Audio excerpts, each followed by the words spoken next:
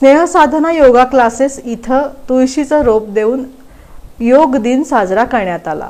21 जून रोजी स्नेहसाधना योगा क्लासेस इथं आंतरराष्ट्रीय योग दिन साजरा करण्यात आला। कार्यक्रमाची सुरुवात योगाची प्रार्थना करून करण्यात आली। यानंतर मुलांना सारिका घाडगे यांनी योगाबद्दलची माहिती दिली आणि दैनंदिन जीवनामध्ये योगाचं किती महत्त्व आहे हे पटवून दिलं। तसंच सहभागी सर्व विद्यार्थ्यांना तुळशीचं रोप देऊन याचं महत्त्व पटवून देण्यात आलं। झाडं लावा, झाडांचं संवर्धन करा असा संदेश यावेळी देण्यात आला।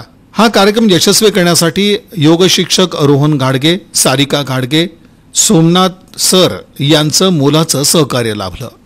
मी पीएस इंग्लिश मीडियममध्ये 12 वर्ष झाले मी योग शिक्षक म्हणून काम करत आहे। तसंच माझं स्नेह साधना योगा क्लासेस म्हणून मी एक 4 वर्ष झालं क्लासेस चालू आहेत माझे आणि आत्तापर्यंत मी स्टेट नॅशनलपर्यंत विद्यार्थी घडवलेले आहेत।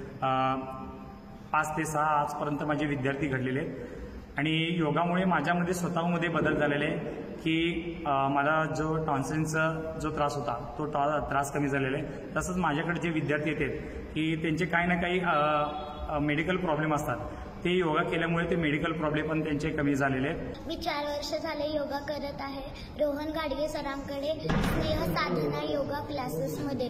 मी आधी खूप आजारी पडत होते, आता मी खूप स्ट्रॉंग झाले आहे। तुम्ही पण योगा जॉईन करा। तुम्हाला योग दिनाच्या हार्दिक शुभेच्छा। त्याचे फायदे तर सर्वांना माहीत आहेत, पण इम्पॉर्टंट आहे की त्याच्यामुळे इम्यून सिस्टीम वाढते आणि फ्लेक्सिबिलिटी येते। जी एका जागेवर बसण्याची क्षमता आहे ती सुद्धा वाढते आणि कॉन्सन्ट्रेशन पण वाढतं। मुलांना आजकाल जो स्ट्रेस येतो अभ्यासामुळे, तर ते योगा केल्याने स्ट्रेस कमी होतो। आणि आता योगा फक्त प्राणायाम किंवा सिंपल आसन यापुरतं लिमिटेड नाही आहे, तर कॉम्पिटिटिव्ह योगा पण सुरू झाला आहे। नॅशनल खेलो इंडियासारखे मॅचेस होतात, एशियन गेम्स ह्यावेळेस एशियन योगासन चॅम्पियनशिप पण झालते, इंडियामध्येच झालते आणि आपल्या जे इंडियन टीम आहे त्यांनी खूप छान परफॉर्मन्स दिलं। तर माझी अशी इच्छा आहे की सर्वांनी कॉम्पिटिटिव्ह योगा जॉईन करण्याचा प्रयत्न